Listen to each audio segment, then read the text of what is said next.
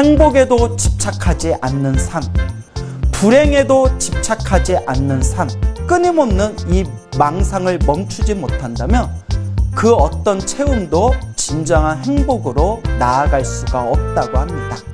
분위기가 많이 바뀌었죠? 그동안 저희 소중한 나 무한엠버 소나무 프로그램이 거의 200회를 넘게 되었습니다. 4년 동안 끊임없이 사랑해 주시고 관심과 배려를 해주신 점 우리 시청자 여러분들께 너무나 감사드립니다. 그래서 앞으로 우리 시청자분들에게 더욱 새로운 모습으로 다가가고자 이렇게 분위기가 많이 바뀌게 되었습니다. 앞으로도 많은 사랑 부탁드립니다. 우리 중생들이 살아가는 가장 큰 목적, 이유가 어디에 있을까요? 바로 행복일 겁니다. 우리 인생의 목표는 행복해지기 위해서 살아간다라고 해도 과언이 아니겠죠. 그러면 우리는 어떻게 해야 진정한 행복을 얻을 수가 있을까요? 어떻게 해야 진정한 행복의 길을 걸을 수가 있을까요? 많은 사람들은 행복에 대해서 여러 가지로 표현을 합니다. 행복해지기 위해서는 이것이 있어야 된다, 저것이 있어야 된다. 이것을 채워야 된다, 저것을 채워야 된다. 행복에 대해서 수많은 자기만의 생각들을 가지고 있습니다. 근데 불교에서 바라보는 행복의 개념은 다른 사람들이 생각하는 것과는 많이 다릅니다. 세속에서 일반 사람들은 무언가를 채워야만 행복을 얻을 수 있다라고 생각하지만 사실 불교에서는 채워도 끊임없는 갈증과 끊임없는 번뇌와 끊임없는 이 망상을 멈추지 못한다면 그 어떤 체험도 진정한 행복으로 나아갈 수가 없다고 합니다. 그래서 궁극적으로 불교에서 바라보는 진정한 행복은 내가 가지고 있는 번뇌와 내가 가지고 있는 망상, 무언가를 바라는 끊임없는 욕망과 갈망과 욕정과 탐욕과 집착과 애욕과 애착을 다 내려놓을 수 있어야 진정한 행복과 진정한 자유를 얻을 수 있다고 이야기하고 있습니다. 여러분들에게 재미난 이야기를 하나 들려드릴까 합니다. 석가모니 부처님 당시의 일이었습니다. 그 석가모니 부처님이 계시던 당시에 어느 부잣집이 있었는데 그 부잣집에 외아들이 있었다고 합니다. 근데 이 아들이 성장해서 성인 남자가 되었는데도 도저히 결혼할 생각이 없었다고 합니다.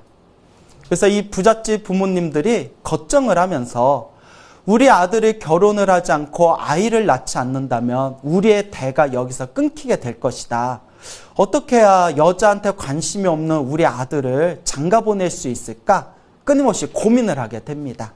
그래서 매일매일 아들을 찾아가서 사랑하는 아들아, 제발 결혼 좀 해라. 제발 장가 좀 가라.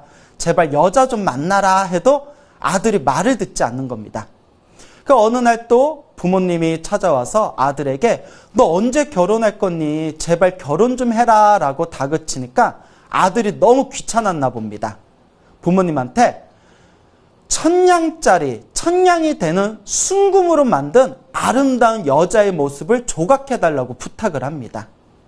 그래서 워낙 부잣집에서 아들이 간곡하게 부탁을 하니까 천냥을 들여가지고 순금으로 사람과 똑같이 생긴 아름다운 여인의 모습을 조각했다고 합니다.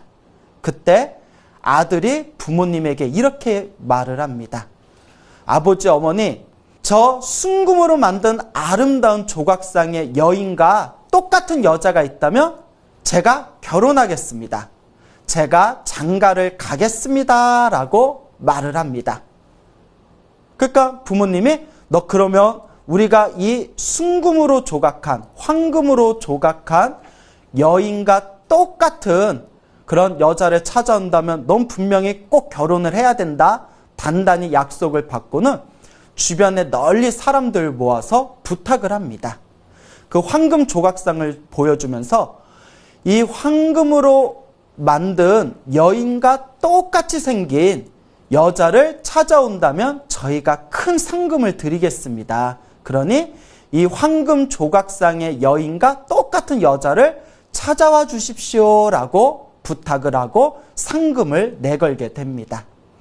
그래서 이 중매를 맡은 이 사람들이 전국을 돌고 여러 왕국을 돌고 여러 도시를 다니면서 그 황금 조각상과 똑같이 생긴 여자를 구하러 다닙니다. 어느덧 시간이 점점 지나면서 어느 왕국의 어느 도시에 가서 그 사거리에다가 황금 조각상을 두고 지나가는 사람들에게 만약 이 황금으로 만든 여인과 똑같은 여자를 찾아주신다면 저희가 큰 사례를 하겠습니다. 광고를 하고 있을 때 어느 여자가 지나가다가 그 황금 조각상을 보고 깜짝 놀라면서 아니 우리 집 아가씨가 왜 여기 있지? 하고 놀라더랍니다. 그 중매쟁이들이 저희가 크게 사례를 해드릴 테니까 그 집에 가서 그 아가씨를 좀 만나 뵙게 해주십시오 라고 사정 이야기를 하게 됩니다. 그 중매쟁이들의 사정 이야기를 듣고 그 아주머니를 따라서 그 집에 찾아가게 됩니다.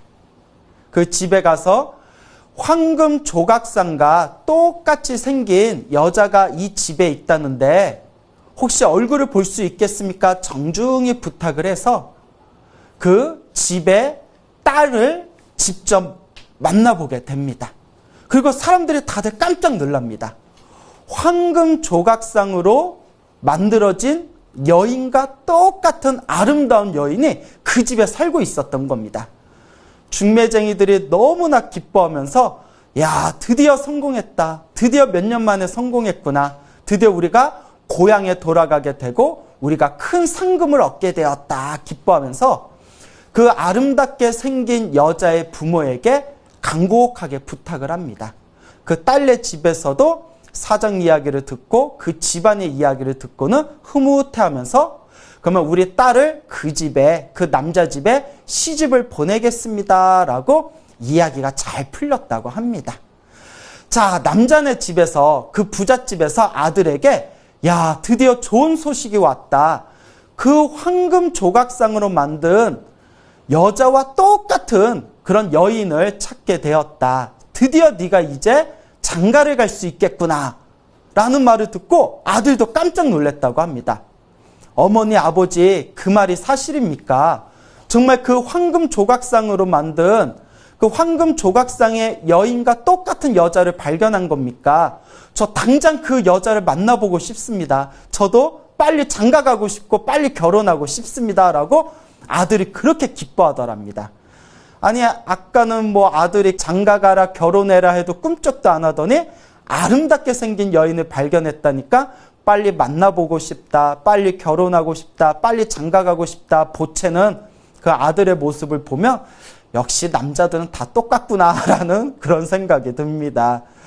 자, 그래서 이제 결혼 준비를 다 마치고 나서 이제 여자를 시댁에서 그 중매쟁이들한테 어서 시집으로 오도록 빨리 여자를 데려와라 부탁을 해서 급히 마차를 보내가지고 여자를 마차에 태워서 시댁에 가는 도중에 마차가 심하게 흔들리면서 성격이 예민했던 여자가 갑자기 복통을 일으켰다고 합니다. 심하게 복통을 일으켰던 여자가 배가 아픈 가운데서도 꾹꾹 참다가 그만 마차가 시댁에 다 도착하고 나서 마차 문이 열리는 순간 그 여자가 갑자기 급사를 해버렸다고 합니다. 세상에 이게 무슨 일입니까? 그토록 남자가 기다리고 그토록 그 부잣집의 아들이 기다렸던 여인이 마차를 타고 오는 도중에 갑작스러운 복통을 일으켜서 세상을 떠나게 된 겁니다. 집안에서는 난리가 났죠. 근데 아들이 얼굴이 빨개지면서 빨리 그 여자를 만나보고 싶습니다. 그 여인이 언제 옵니까? 애타게 기다리고 있는 아들을 보면서 부모님들이 차마 그 여자가 오는 도중에 갑자기 죽어버렸다라는 말을 끝내 하지를 못하고 있었다고 합니다. 아들이 너무 실망에 빠지고 시리에 빠질까 봐 걱정이 되었던 것이죠. 그래서 몇 날 며칠이 지나고 나서 아들이 그 여인네가 언제 옵니까? 그 여자가 언제 옵니까? 우리가 결혼할 준비도 다 마쳤는데 언제 결혼하면 되는 겁니까? 자꾸 보채니까 결국 부모님이 고민하고 고민하다가 아들에게 솔직하게 이야기를 합니다. 아들이 그 말을 듣고 크게 놀라고 가슴에 큰 상처를 받게 됩니다. 아, 그토록 아름다웠던 여자를 얼굴 한번 보지 못하고 이렇게 떠나보내게 되었구나. 그리고 큰 슬픔과 큰 실망과 시리에 빠져서 이 아들이 몇 날 며칠 동안 밥을 먹지 않고 방에 들어가서 큰 슬픔에 젖어서 눈물을 흘리고 있었다고 합니다. 그렇게 시간이 지나고 부모님의 걱정이 쌓이고 있는 가운데 어느 날 부처님께서 당신의 신통력으로 오늘 마땅히 내가 누구를 제도하면 될 것인가 하고 지혜의 눈으로 신통의 힘으로 세상을 비춰보고 있었을 때 그 시리와 슬픔과 실망에 빠진 부잣집 아들을 깨달음을 얻을 수 있는 인연이 다가왔구나라는 것을 꿰뚫어 보시게 됩니다. 그래서 부처님께서 점심때가 되었을 때 가사와 바루를 드시고 천천히 그 부잣집에 들어가시게 됩니다. 그 부잣집에서는 갑자기 부처님이 오시니까 그 부잣집에 부모가 깜짝 놀라서 부처님 여기에는 어떻게 오셨습니까? 갑자기 말씀도 없이 어떻게 오셨습니까? 여기에 편안하게 앉으십시오라고 옆에서 시중을 들었다고 합니다. 그때 부처님께서 자비로운 미소를 지으면서 그 부잣집의 부모님에게 다음과 같이 이야기하십니다. 이 집에 아들이 하나 있었던 걸로 기억하는데 그 아들이 보이질 않는구나. 아들이 어디에 있느냐. 그런데 그 부잣집의 부모님이 다들 슬픈 표정을 하면서 저의 아들이 이런 사정이 생겨서 그만 지금 집에 들어가 방 안에서 음식도 먹지 않고 눈물을 흘리면서 슬픔에 빠져 있습니다. 저희가 어떻게 달래야 할지를 모르겠습니다. 라고 고백을 합니다. 그때 부처님께서 다음과 같이 말씀하십니다. 어서 방으로 가서 아들을 불러오너라. 내가 그 아들에게 해줄 말이 있구나. 그러니까 그 슬픔에 빠져서 방에 있었던 아들도 부처님이 직접 찾아왔다는 이야기를 듣고 차마 나가보지 않을 수가 없어서 방에 나와 부처님께 다가가서 부처님 발 아래 삼배를 올립니다. 그때 부처님께서 슬픔에 빠져 수척해진 젊은이의 얼굴을 보면서 이렇게 말씀하십니다. 젊은이여, 그대 얼굴에 슬픔과 두려움이 가득하구나. 왜 그대 얼굴에 그와 같이 수심이 가득한 것이냐. 그때 아들이 솔직하게 부처님께 다음과 같이 말씀을 올립니다. 부처님이시여, 제가 아름다운 여인과 결혼을 하기로 했는데 그 여인의 얼굴을 직접 보기도 전에 그 아름다운 여인이 갑자기 죽어서 세상을 떠났다고 합니다. 제가 너무나 충격을 받고 너무나 가슴이 찢어질 듯 아파서 슬픔과 두려움에 방 안에서 제 슬픔 마음을 부여잡고 눈물을 흘리고 있었습니다. 그때 부처님께서 다음과 같이 말씀하십니다. 젊은이여, 슬픔과 두려움이 어디서 오는 줄 아느냐? 이 모든 중생들의 슬픔과 두려움이 어디에서 오는지 아느냐? 그대 마음에서 올라오는 슬픔과 두려움의 원인이 어디서 오는 것인지를 아느냐? 젊은이는 아무 대답이 없었습니다. 그때 부처님께서 다음과 같이 말씀하십니다. 세상 중생들의 모든 슬픔과 두려움은 애욕에서 일어나는 것이다. 애욕으로 인해서 슬픔과 두려움이 일어나는 것이다. 하면서 부처님께서 그 젊은이에게 다음과 같은 개송을 일러 주십니다. 욕정이 슬픔을 만들고 욕정이 두려움을 만든다. 욕정에서 벗어나면 슬픔이 없는데 어찌 두려움이 있겠는가? 라는 법문을 마치시는 순간 그 자리에서 그 젊은 아들의 가슴에 있었던 슬픔과 두려움과 수심이 모두 다 사라지고 그 자리에서 깨달음을 얻었다는 이야기가 전해지고 있습니다.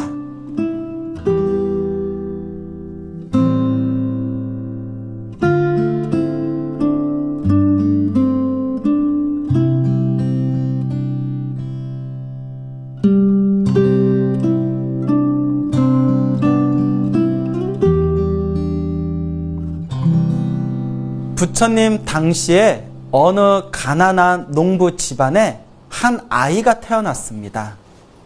그 아이는 가난이 너무 지긋지긋해서 돈을 많이 벌겠다는 목표를 가지고 도시로 나아가게 됩니다. 도시의 한 시장에 들어가서 장사하는 사람들 밑에서 허드렛 일을 하면서 한 푼, 두 푼 돈을 모으게 됩니다. 그 오랫동안 그 시장에서 장사하는 사람들 밑에서 일을 도와주면서 조금씩 장사하는 법을 터득하게 됩니다. 그렇게 몇 년의 시간이 지나고 나서 한 푼, 두 푼 모았던 그 돈들로 종잣돈을 삼아서 장사를 시작하게 됩니다. 오랫동안 시장에서 장사하는 법을 터득하면서 열심히 노력한 끝에 오랜 시간이 지나고 아주 많은 돈을 모았다고 합니다. 큰 돈을 모았던 이 남자는 어느 날 이런 생각을 합니다. 내가 어렸을 때 고향을 나와서 이 외지에서 정말 열심히 노력하고 온몸이 부서지라 노력을 해서 이만큼 큰 돈을 모았다. 이제는 이 재산을 가지고 고향으로 돌아가서 남은 말년을 편안하게 지내자꾸나. 그리고 자기가 가지고 있는 모든 재산을 다 들고서 고향으로 가던 중에 그만 도적들을 만나게 됩니다. 그 도적들에 의해서 자신이 가지고 있는 모든 재산을 다 빼앗기고 겨우 목숨만을 구하게 되죠. 이 엄청난 실망과 시리에 빠진 이 남자는 집에 들어와서 침대에 누워 자신의 재산을 아까워하면서 큰 마음의 충격을 가지고 자리에 드러눕게 됩니다. 어느 날 부처님께서 그 남자의 집안에 들어오시게 됩니다. 그 남자의 부인이 부처님을 편안한 자리에 모시고 거룩하신 부처님이시여 어떤 일이 있어서 이렇게 저희 집에 직접 와주셨습니까? 부처님이시여 라고 정중하게 인사를 올립니다. 그때 부처님께서 그대의 남편이 오늘따라 보이지가 않는구나. 그대의 남편은 어디에 있는가? 그대의 남편을 불러오라 라고 아내에게 말을 합니다. 아내가 남편에게 다가가서 이와 같이 말을 합니다. 부처님께서 오셔서 당신을 직접 보고자 합니다. 부처님께 가서 인사라도 올리시죠. 자리에 누워서 식음을 전폐하던 이 남자는 그래도 부처님께서 직접 집에 찾아왔다는 이야기를 듣고 그래도 부처님을 오셨는데 내가 인사를 안 드릴 수 없지 하고 자리에서 일어나 비틀비틀거리면서 부처님께 다가가 부처님의 발 아래 삼배를 올립니다. 거룩하신 세존이시여 어찌하여 이렇게 저희 누추한 집에까지 직접 찾아오셨습니까? 그때 부처님께서 자비로운 미소를 지으면서 그 남자의 얼굴을 보고 다음과 같이 말씀하십니다. 오늘따라 그대의 얼굴이 참으로 슬퍼 보이고 그대의 얼굴에 두려움이 가득하고 수심이 가득합니다. 무슨 일이 있었습니까? 그때 그 남자가 눈물을 흘리면서 부처님께 자신의 사연을 하소연합니다. 그때 부처님께서 그 슬퍼하는 남자의 눈동자를 바라보면서 다음과 같이 말씀하십니다. 그대여, 이 세상의 모든 슬픔과 두려움의 원인이 어디서 오는 것인가? 이 세상의 모든 중생의 슬픔과 두려움의 원인이 과연 어디에서 오는 것인가? 그대의 마음에서 올라오는 슬픔과 두려움이 어디서 오는 것인지 그대는 알고 있는가?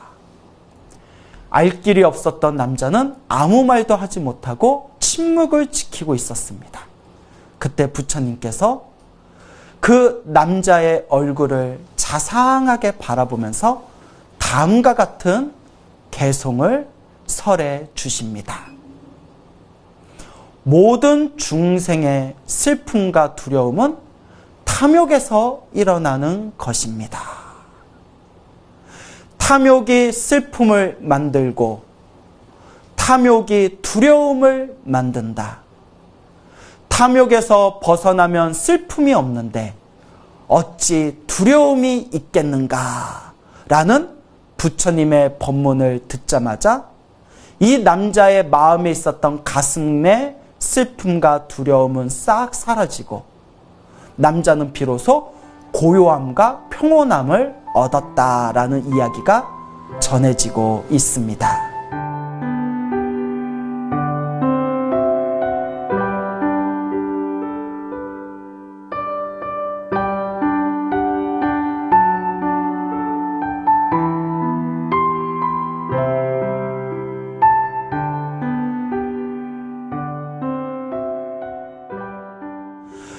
우리가 인생을 살다 보면 절대 우리의 인생은 우리의 뜻대로, 우리의 원대로 풀리지가 않습니다.